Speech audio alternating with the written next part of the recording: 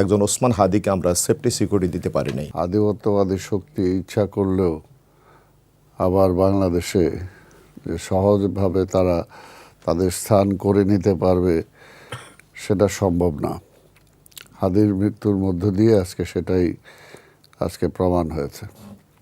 তাই বলতে চাই, ষড়যন্ত্র তো থাকবেই, ষড়যন্ত্র সবসময় হয় এবং ষড়যন্ত্র করেই এর আগে ফ্যাসিবাদের দোসররা ক্ষমতা এসেছিল এবং ক্ষমতায় এসে দীর্ঘদিন তারা থাকার জন্য চেষ্টা করেছে, ছিল বহুদিন, কিন্তু আরও বহুদিন থাকার পরিকল্পনা ছিল, কিন্তু শেষ মুহূর্তে তো আর সেটা হয় নাই।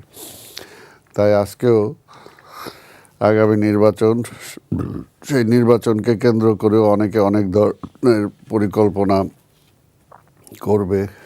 তাদের অনেকের অনেক মনের মাধুরী দিয়ে পরিবেশ পরিস্থিতিকে ঘোলাটে করার জন্য চেষ্টা করবে। কিন্তু এই দেশের জনগণ গতকালকে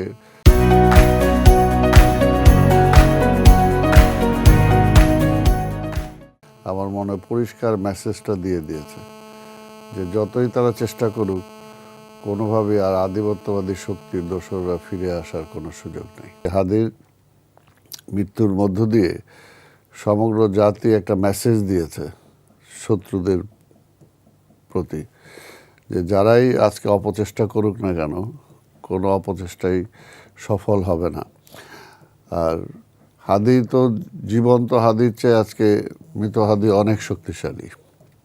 তো সে জীবন্ত হাদি থাকা অবস্থায় সে যতটুকু আজকের এই পরিবর্তনে ভূমিকা রাখতে সক্ষম হয়েছে, তার মৃত্যুর মধ্য দিয়ে তার শক্তিটা কিন্তু আরও অনেক বেশি হয়েছে। আজকে হাদি কিন্তু আর একা না। আমরা লজ্জিত, আমরা বাংলাদেশের একজন বাংলাদেশি হিসাবে একজন ওসমান হাদিকে আমরা সেফটি সিকিউরিটি দিতে পারি নাই।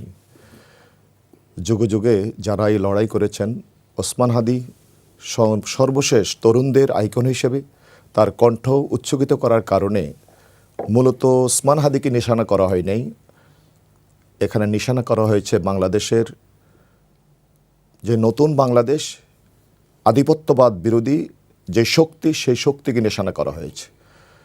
নিশানা করা হয়েছে নতুন বাংলাদেশকে, ন্যায় এবং ইনসাফের বাংলাদেশকে। আমরা মনে করি এক হাদি আমাদের কাছ থেকে চলে গিয়েছে, লক্ষ কোটি হাদি তৈরি হয়েছে এবং এর মাধ্যমে পুরো বাংলাদেশ ঐক্যবদ্ধ হবে ফ্যাসিবাদের বিরুদ্ধে, আধিপত্যবাদের বিরুদ্ধে।